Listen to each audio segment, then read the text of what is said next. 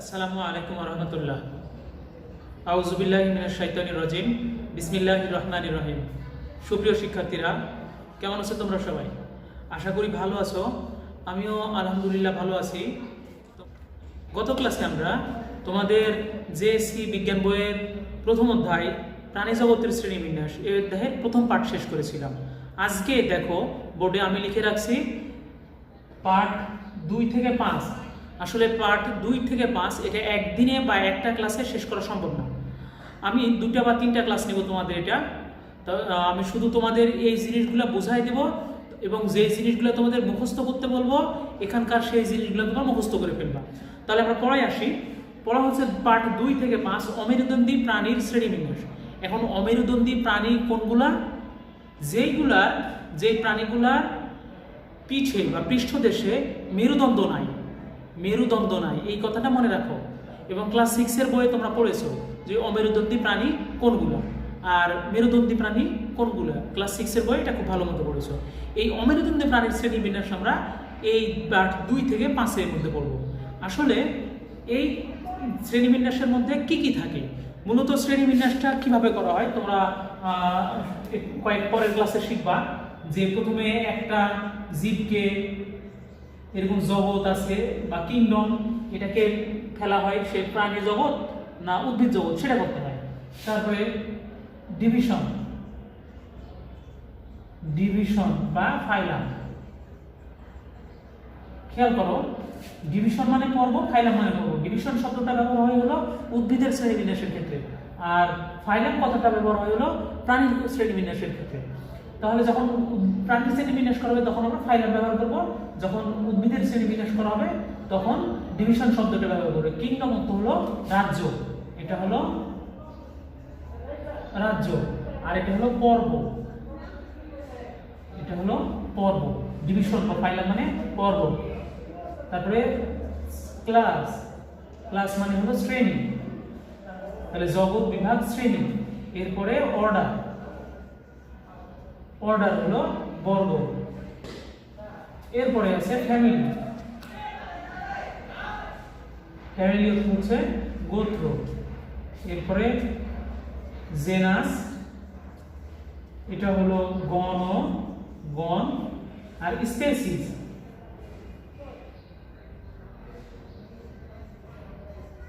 Species মানে প্রজাতি। এইভাবে আসলে শ্রেণীবিন্যাসটা করা হয়। যে কোনো জীবের শ্রেণীবিন্যাসটা মূলত এইভাবে করা হয়। এখন এটা আসলে কি লিখলাম এবং দেখো আমি আস্তে আস্তে ডান দিকে গেছি, কেন গেছি এটাই লেখার নিয়ম। এইগুলো হচ্ছে এক একটা ধাপ, শ্রেণীবিন্যাস করার এক একটা ধাপ। যেমন আমি তোমাকে উদাহরণ দিই যে অনেকগুলো স্পেসিস মানে প্রজাতি মিলে একটা গণ হয়। এখন কোন কোন প্রজাতি মিলে একটা গণ হবে? কাছাকাছি সম্পর্কযুক্ত, দেখতে একই মতন, দৈহিক গঠন একই মতন, এরকম যদি হয় সেগুলো মিলে একটা গণ হবে। এরকম পৃথিবীতে একটা গণ আছে না, অনেক হাজার গণ আছে। অনেকগুলা জেনাস মিলে একটা ফ্যামিলি হয়। এরকম একইভাবে অনেকগুলো ফ্যামিলি মিলে একটা অর্ডার হয়, অনেকগুলো অর্ডার মিলে একটা ক্লাস হয়, অনেকগুলো ক্লাস মিলে একটা ডিভিশন বা ফাইলাম হয়, আর অনেকগুলো ডিভিশন বা ফাইলাম মিলে একটা রাজ্য তৈরি হয়। ঠিক আছে? তাহলে এটা হলো পড়া। এখন আমরা যেহেতু শুধু প্রাণী জগতের শ্রেণীবিন্যাস পড়বো এই অধ্যায়ে, অমেরুদণ্ডী প্রাণীর শ্রেণীবিন্যাস প্রথমত পড়বো, তারপরে মেরুদণ্ডী বা ভার্টিব্রেটার শ্রেণীবিন্যাস তারপরে পড়বো ইনশাআল্লাহ। হ্যাঁ, তাহলে প্রথমত আমরা যেটা দেখি যে এই শ্রেণীবিন্যাসের পর্ব তোমাদের বই দেওয়া আছে। পর্ব কয়েকটা পর্বের নাম দেওয়া আছে। হ্যাঁ, কয়েকটা পর্বের নাম দেওয়া আছে, আমরা সেই পর্বর নামগুলো মুখস্থ করে ফেলি। প্রথম পর্বের নাম দেওয়া আছে পরিফেরা, তারপরে তারপরে Cnidaria, Platyhelminthes, Nematoda, Annelida, Arthropoda, Mollusca, Echinodermata, Chordata. এটা হলো 3 নম্বর পৃষ্ঠায় দেওয়া আছে। এই নামগুলো সিরিয়ালি তোমাদের মুখস্থ রাখতে হবে। এগুলো কিসের পর্ব? প্রাণীর পর্ব। এখানে 9টা পর্ব দেওয়া আছে। প্রাণীর কি মোটেই 9টা পর্ব না, আরো পর্ব আছে। এই পর্বগুলার সবগুলো তোমাদের এখানে পড়া দেওয়া নাই, তোমাদের শুধুমাত্র পড়া দেওয়া আছে হলো এই মাত্র 9টা, যেটা মেন পর্ব সেই 9টার পড়া এখানে দেওয়া আছে। আমরা শুধু সেইগুলোই পড়বো, যেগুলো নাই সেগুলো তো পড়ার কোনো প্রশ্ন আসে না। তাহলে এই যে 9টা পর্ব দেওয়া আছে তার প্রথম 8টা পর্ব মানে একানোডার্মাটা পর্যন্ত যত প্রাণী আছে সব প্রাণী হলো এরা হলো অমেরুদণ্ডী। আর একটা করডাটা পর্ব, শেষের পর্ব, সেটা হলো মেরুদণ্ডী প্রাণীর পর্ব। তাহলে আমরা এটা পাইলাম যে কোন কোন পর্ব মেরুদণ্ডী আর কোন কোন পর্ব অমেরুদণ্ডী। এখন মেরুদণ্ডী প্রাণীর যে পর্ব করডাটা, এটাকে এই পর্বকে এবার 3টা ভাগে ভাগ করা হয়েছে, সেইগুলোকে নাম দেওয়া হয়েছে উপপর্ব। সেই উপপর্বগুলোর নাম কি? ইউরোকর্ডাটা, সেফালোকর্ডাটা, আর হলো ভার্টিব্রাটা, আর হলো কি ভার্টিব্রাটা। তাহলে এই ভার্টিব্রাটা পর্বকে আবার তোমাদের 7টা শ্রেণীতে ভাগ করা হয়েছে। একটা হলো সাইক্লোস্টোমাটা, কন্ড্রিকথিস, অস্ট্রিকথিস, উভচর, সরীসৃপ, পক্ষীকুল এবং স্তন্যপায়ী। এখন তোমাদের কাজটা কি? কাজটা হলো এই নামগুলা ইংরেজি বানান সহ, যাতে একটা বানানো ভুল না হয়, নামগুলা এই বানান সহ খুব ভালো মতো মুখস্থ করে ফেলবা, এলোমেলো না, উপর থেকে নিচ, নিচ থেকে উপরে ভাবে মুখস্থ করবা, এবং একটা পরে একটা, তারপরে একটা, তারপরে এইভাবে মুখস্থ করতে হবে। বইয়ে যেইভাবে আছে জাস্ট সেভাবে মুখস্থ করতে হবে, এলোমেলো করা যাবে না। কেন এলোমেলো করা যাবে না? এই ক্লাস করতে করতেই বুঝবা তোমরা। আমরা সামনে আগাই তাহলে প্রথম পর্ব হলো পরিফেরা। পরিফেরা হলো অমেরুদণ্ডী প্রাণীর প্রথম পর্ব। আমরা পড়ব পরিফেরা।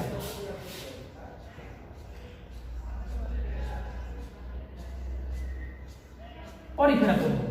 এখন এখানে তোমাদের পড়া দেওয়া আছে 1 নম্বর পর্ব পরিফেরা। এই পর্বের প্রাণীদের স্বভাব কিরকম হয়, বাসস্থান কিরকম হয়, এটা রিডিং পড়ে নিবা। এটা জাস্ট রিডিং পড়ে নিবা, মুখস্থ করতে হবে না, জাস্ট একবার করে রিডিং পড়ে নিবা, ঠিক আছে? এরপরে খেয়াল করো, সাধারণ বৈশিষ্ট্য দেওয়া আছে।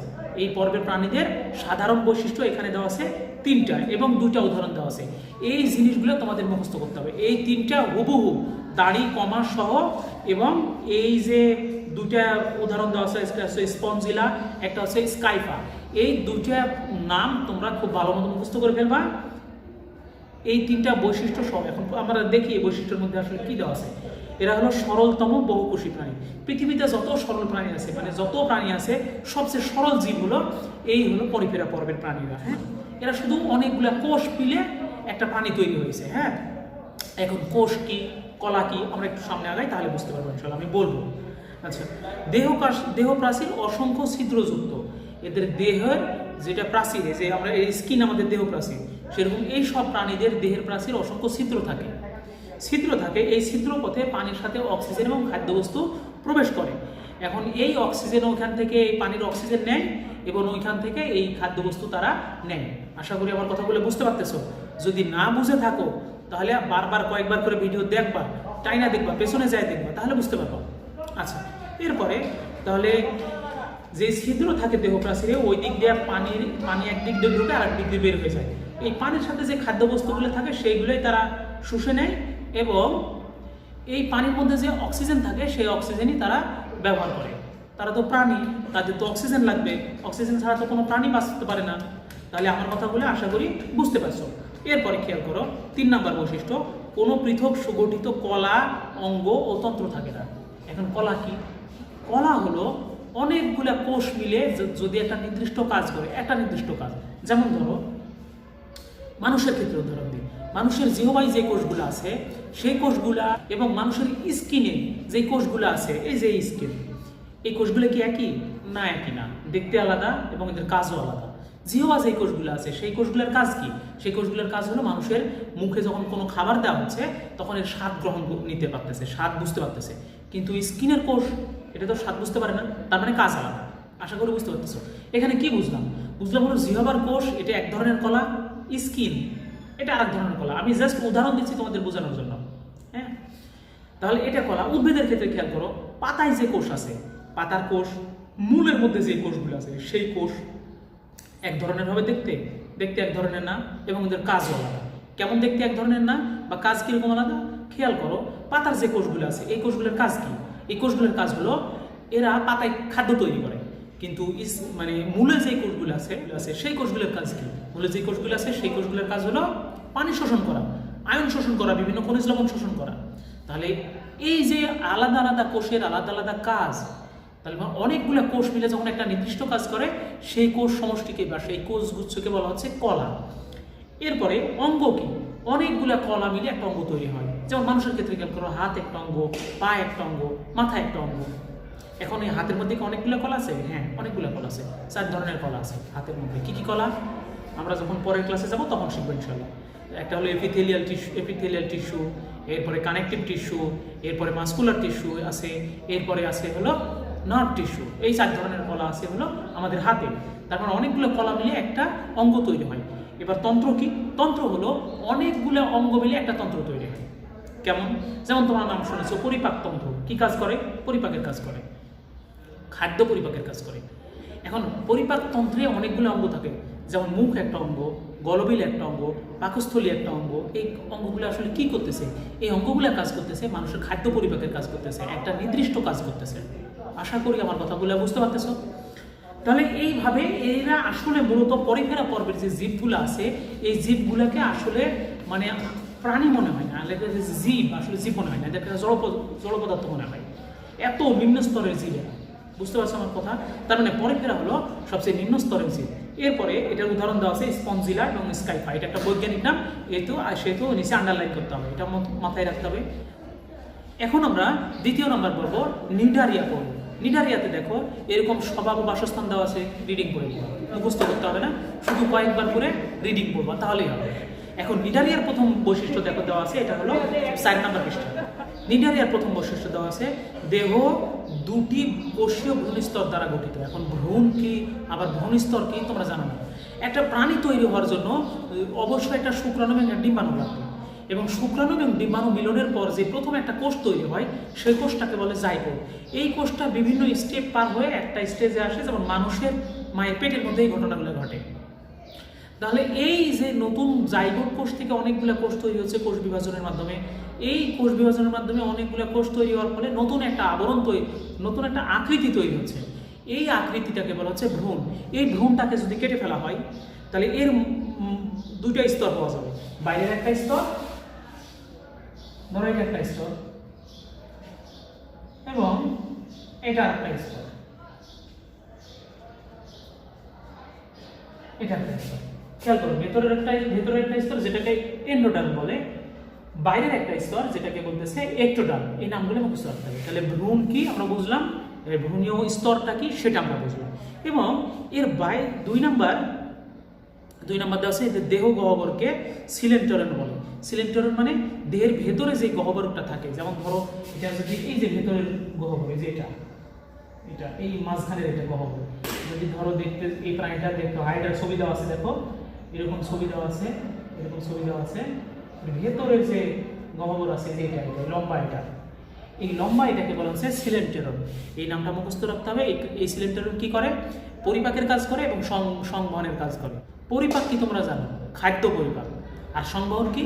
পানি, এবং এই পানির সাথে যে খাবারগুলা এক পাশ থেকে আরেক পাশে যায় এগুলোর পরিবহন, এটা হচ্ছে সংবহন। তাহলে এই সিলেন্টেরন এই কাজটা করে। 3 নম্বরে দেওয়া আছে একটোডার্মে নিডোব্লাস্ট নামে এক বৈশিষ্ট্যপূর্ণ কোষ থাকে। এই কোষগুলো শিকার ধরা, আত্মরক্ষা, চলন ইত্যাদি কাজে অংশ নেয়। হাইড্রা উদাহরণ দেওয়া আছে। তাহলে এই যে একটোডার্ম, এই একটোডার্মে এক ধরনের বিশেষ ধরনের কোষ থাকে, এরকম, মানে কোষটা দেখতে যে এরকম আঙ্গুরের মতো এরকম থাকে, বুঝতে পারছো? এরকম থাকে, এরকম। এটা দেখো বাইরে সুতার মতো একটা স্পেশাল কোষ। এই কোষের নাম হচ্ছে নিডোব্লাস্ট। তাহলে নিডোব্লাস্ট কোষ আছে যেটা, এটা হলো তোমার কিসের কাজ করে? শিকার ধরা, হ্যাঁ, এরপরে হলো আত্মরক্ষা, চলন, এই কাজগুলোতে অংশ নেয় এই কোষ।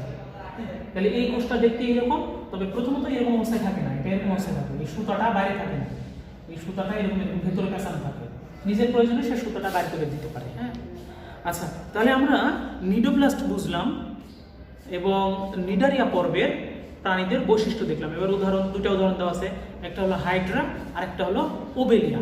হাইড্রা এবং ওবেলিয়া, এটা এখানে বৈজ্ঞানিক নাম দেওয়া আছে, মানে গণ দেওয়া আছে, এটা তার মানে নিচে আন্ডারলাইন করতে হবে, এটা মনে রাখতে হবে। এরপর আমরা তৃতীয় পর্বের প্রাণী পড়ব। তৃতীয় পর্ব হলো প্লাটিহেলমিনথেস। প্লাটিহেলমিনথেস একটা পর্ব, এবং চতুর্থ পর্ব হলো নেমাটোডা। মনে রাখবা যে প্লাটিহেলমিনথেস এবং নেমাটোডা পর্ব, এই 2 পর্বের পৃথিবীতে যত প্রাণী আছে সব প্রাণী হলো কৃমি, এরা হলো পরজীবী। কারণ পরজীবী কি একটু পরে বলতেছি। তাহলে আমরা প্লাটিহেলমিনথেস পড়ি, স্বভাব ও বাসস্থান নিজে রিডিং করে নিব। এখানে কিছু দেওয়া আছে যে পরজীবী বলছে এরা হলো অন্তঃপরজীবী বা বহিঃপরজীবী। এখন পরজীবী জিনিসটা হলো যে সমস্ত জীব খাদ্য এবং বাসস্থানের জন্য অন্য জীবের উপর নির্ভরশীল, যে সমস্ত জীব খাদ্য এবং বাসস্থানের জন্য অন্য জীবের উপর নির্ভরশীল সেই সমস্ত জীবকে বলা হচ্ছে পরজীবী। এখন এই পরজীবী জীবগুলা কোনো জীবদেহের বাইরে যদি থাকে, বাইরে যদি বাসস্থান করে এবং সেখান থেকে খাবার নেয়, যেমন মানুষের ক্ষেত্রে উকুন বলা যেতে পারে, এটা হলো বহিঃপরজীবী। আর অন্তঃপরজীবী কোনগুলা? যারা খাদ্যের বা বাসস্থানের প্রয়োজনে অন্য শরীরের মধ্যে ঢুকে থাকে, শরীরের ভেতরে থাকে, এই সবকে বলা হচ্ছে অন্তঃপরজীবী। তাহলে আমরা সাধারণ বৈশিষ্ট্য পড়ি। দেহ হলো চ্যাপ্টা উভলিঙ্গ। উভলিঙ্গ মানে এদের লিঙ্গটা হচ্ছে হয় এক লিঙ্গ, মানে পুরুষ হবে নাহলে স্ত্রী হবে, কিন্তু এদের দেহে দেখো একই দেহে পুরুষ এবং স্ত্রী দুই বৈশিষ্ট্যই থাকে, এবং দেহ চ্যাপ্টা। এরপরে হচ্ছে বহিঃপরজীবী বা অন্তঃপরজীবী, এটা একটু আগে বললাম। 3 নম্বর দেওয়া আছে দেহ পুরু কিউটিকল দ্বারা আবৃত। এখন কিউটিকল জিনিসটা কি? কিউটিকল জিনিসটা হলো কিউটিন নামক এক ধরনের রাসায়নিক যৌগ থাকে হলো দেহের উপর দিয়ে, এবং এই রাসায়নিক যৌগের কারণে এদের দেহ চকচকা হয়, চকচক করে। এটা হলো কিউটিকল। দেহে শোষক বা আংটা থাকে। শোষক আর বা আংটা এটা আবার কি জিনিস? এটা হলো যেহেতু সেই জীবটা হলো পরজীবী, তার অন্য দেহ থেকে খাবার নিতে হবে। এখন জোঁকের যেমন মাথায় একটা আংটার মতন থাকে, ওটা দিয়ে অন্য শরীর থেকে রক্ত চুষে নেয়, সেরকম জোঁক দিয়ে জাস্ট উদাহরণ দিলাম। জোঁকেই পড়বেন না, কিন্তু প্লাটিহেলমিনথেস পড়বেন না, জোঁক হলো অ্যানেলিডা পড়বেন, আমরা পড়বো ইনশাল্লাহ। তাহলে প্লাটিহেলমিনথেসের পর্বের বৈশিষ্ট্য হলো এদের শোষক বা আংটা থাকে, যেটার মাধ্যমে অন্যের শরীর থেকে খাবার তারা চুষে নেয়। আর দেহে শিখাঙ্গ নামে বিশেষ একটা অঙ্গ থাকে, এগুলো রেশন অঙ্গ হিসেবে কাজ করে। এখন শিখাঙ্গ কি? শিখাকোষ দিয়ে যে অঙ্গটা তৈরি সেটা শিখা অঙ্গ। এখন রেশনটা কি? রেশন হলো তোমরা ক্লাস 6-এর বই পড়েছো যে জীবের বৈশিষ্ট্য হলো রেশন হবে। রেশন হলো জীবের শরীরে প্রতিনিয়ত হাজারো হাজারো ধরনের কাজ হচ্ছে। এই কাজের ফলে শরীরের মধ্যে কিছু বর্জ্য পদার্থ তৈরি হয়, যেগুলো আনওয়ান্টেড, শরীরের জন্য ক্ষতিকর। সেই বর্জ্য পদার্থ বের করে দেওয়ার যে সিস্টেম, এটাকে বলা হচ্ছে রেশন প্রক্রিয়া। শরীর এগুলো বের করে দেয়। যেমন মানুষের শরীরে আমরা যখন কার্বন ডাইঅক্সাইড ছেড়ে দিচ্ছি, কার্বন ডাইঅক্সাইড একটা রেশন পদার্থ।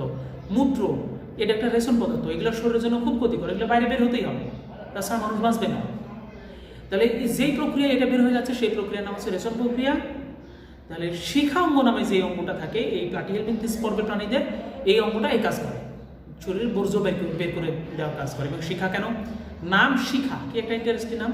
শিখা হলো আগুনের শিখার মতো দেখতে এই কোষটা, এই কারণে এই কোষের নাম হয়েছে শিখা কোষ বা শিখা অঙ্গ। এরপরে শেষেরটা পড়বো আমরা, পৌষ্টিকতন্ত্র অসম্পন্ন বা অনুপস্থিত। পৌষ্টিকতন্ত্র অসম্পূর্ণ বা অনুপস্থিত মানেটা কি? মানে হলো যেটা পৌষ্টিকতন্ত্র বলতে আসলে পরিপাকতন্ত্র বোঝায়। এই পরিপাকতন্ত্র অসম্পূর্ণ থাকবে কিংবা অনুপস্থিত থাকবে, মানে থাকবেই না, পরিপাকতন্ত্র থাকবেই না, আর যদিও থাকে তাহলে অসম্পূর্ণ। এখন অসম্পূর্ণ পরিপাকতন্ত্র বলতে কি বুঝাচ্ছি আমি? অসম্পূর্ণ পৌষ্টিকতন্ত্র বা পরিপাকতন্ত্র হলো, ধরো একটা পরিপাকতন্ত্র আছে, ধরো এরকম একটা পরিপাকতন্ত্র, এটা ধরো মুখ, এটা ধরো পায়ুছিদ্র। এখন এই পরিপাকতন্ত্র আমি জাস্ট বোঝানোর জন্য, এই পরিপাকতন্ত্র মুখ আছে, পায়ুছিদ্র আছে, এটা সম্পূর্ণ। কিন্তু মুখ আছে, পায়ুছিদ্র নাই, বের হয়ে যাওয়ার রাস্তা নাই। যদি কোনো খাবার এই দিকটা ঢুকে তাহলে এটা বের হয়ে যাওয়ার রাস্তা নাই, ওই দিক দিয়ে বের হয়ে যায়। এটা হলো অসম্পূর্ণ পরিপাকতন্ত্র। তাহলে আমরা আজকে কি পড়লাম? আজকের ক্লাস আমি এটা শেষ করব এখন। আজকের ক্লাসে আমরা কি পড়লাম? আজকের ক্লাসে পড়া হলো যে পর্বগুলো আছে, এই 9টা পর্বের নাম মুখস্থ ইংরেজিতে। দ্বিতীয় হলো উপপর্ব, কর্ডাটা পর্বের উপপর্ব যেটা আছে সেই 3টা, ইউরোকর্ডাটা, সেফালোকর্ডাটা, ভার্টিব্রাটা, এই 3টা নাম ইংরেজিতে মুখস্থ। এবং এই ভার্টিব্রাটা উপপর্বের 7টা শ্রেণী আছে, এই 7টা শ্রেণীর নাম ইংরেজিতে মুখস্থ করতে হবে, বানান যাতে ভুল না হয়, একদম সিরিয়াল মুখস্থ করতে হবে। ক্লাসে থাকলে আমি পড়া ধরতাম তোমাদের, হ্যাঁ। এরপরে প্রথম 3টা পর্ব পড়লাম আজকে আমরা, যে পরিফেরা, এরপরে হলো নিডারিয়া, এরপরে হলো প্লাটিহেলমিনথেস। এই 3টা পর্বের প্রাণীদের বৈশিষ্ট্য এবং উদাহরণ, এই হলো তোমাদের আজকের পড়া। এগুলো খুব ভালো মতো মুখস্থ করবা। আগামী ক্লাসে তোমাদের সাথে পরের পর্বগুলো নিয়ে আবারও দেখা হবে ইনশাল্লাহ। সে পর্যন্ত তোমরা সবাই ভালো থাকো, সুস্থ থাকো, এই কামনায় শেষ করতেছি। আল্লাহ হাফেজ।